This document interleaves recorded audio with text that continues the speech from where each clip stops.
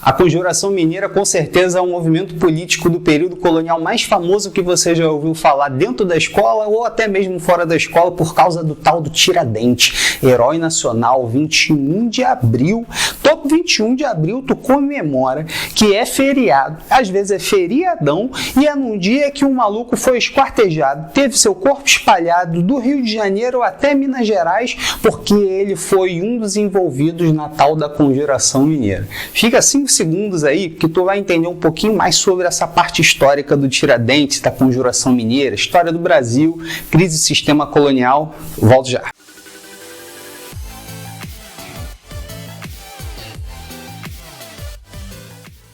Fala meu amigo, fala minha amiga, tô de volta, professor Felipe Fazoli na área, Planos de História no ar de novo, muito prazer, você que não me conhece e vem aqui pela primeira vez, aula de Conjuração Mineira. Essa aula aqui ela já para te dar um panorama mais forte ainda sobre a crise do sistema colonial brasileiro, que é a aula que mais bomba aqui no canal, tá? O que a gente quer dizer com essa crise colonial?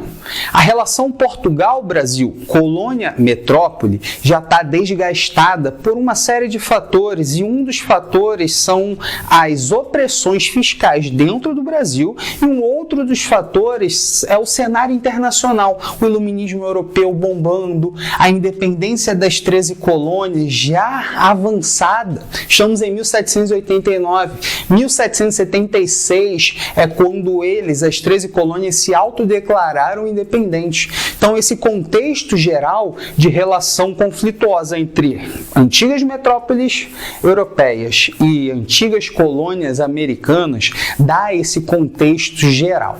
Quando a gente fala sobre a Conjuração Mineira, a gente fala sobre uma conspiração, nunca saiu do papel. Só que uma coisa estava dentro do papel, que eram algumas de suas reivindicações. Se liga desse lado aqui. Uma dessas reivindicações, a principal, era a luta pela autonomia. Essa autonomia, ela vinha em nome da independência. Só que a gente não pode acreditar que essa independência é uma independência do Brasil. A Conjuração Mineira queria uma autonomia regional, uma autonomia para a região de Minas Gerais. Não era em nome do todo o Brasil. A luta não era brasileira, a luta era mineira.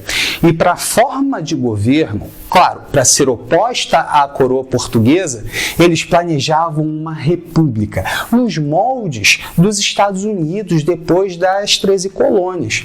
Só que para a gente conseguir fazer um desenvolvimento econômico das potencialidades da terra, a gente tem que pensar que uma universidade precisava ser feita. E foi o que os conjurados pensaram. A necessidade de construir uma universidade também dá uma marca. Gente, a principal característica da Conjuração Mineira é o caráter elitista. Não só elitista econômico, mas também elitista letrado, falando de ideias. Porque boa parte dos envolvidos foram da elite brasileira que estudaram nas universidades europeias e retornaram. Isso mostra como que parte dessa elite letrada dá um valor grande para o ensino superior, que ainda não tinha aqui, e que seria um passo principal para o desenvolvimento de Minas Gerais como uma república independente, que economicamente não poderia só depender do ouro, porque o ouro estava decadente. Tanto que a Conjuração Mineira, tu se lembra, que a Conjuração Mineira ela iria acontecer, no caso o movimento em si, iria acontecer no dia da derrama. E o dia da derrama seria feito para cobrar os impostos atrasados que as regiões não pagaram.